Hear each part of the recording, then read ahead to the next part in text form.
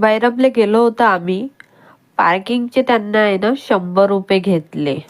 आम्हाला वाटलं इथे तो खूपच लुटाचे काम चालू आहे. म्हटलं 20-30 रुपये घ्यायचे तर एकदम 100 रुपये करून दिले म्हटलं यांनी. तर म्हटलं पार्किंगचे.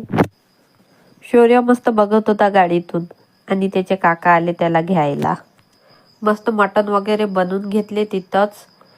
मस्त शिजून वगैरे घेतलं मटण. आमची मटणाची भाजी झाली होती तयार.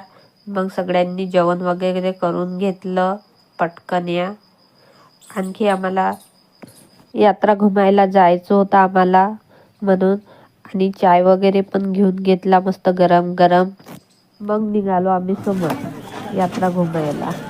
यात्रा घुमता घुमता आम्हाला छान छान दुकाने दिसली तिथे.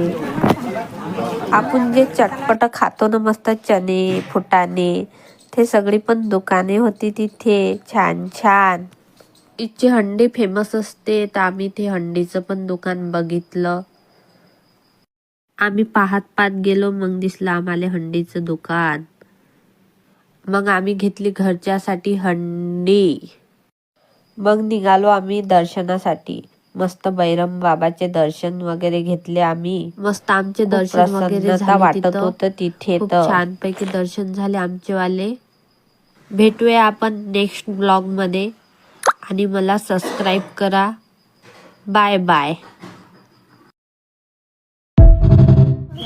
बैरम बाबा एका सुपारीपासून बनलेले आहे आणि याला शेंदूर तूप लावते. इतकी मोठी मूर्ती झाली शेंदूर तूप पासून आणि खूप प्रसिद्ध मंदिर आहे हे. इथं खूप दुरून दुरून लोक येतात. पूर्ण महाराष्ट्रातून लोक येतात आणि इथं 1 महिना यात्रा राहते. खूप फेमस आहे हे आणि इथं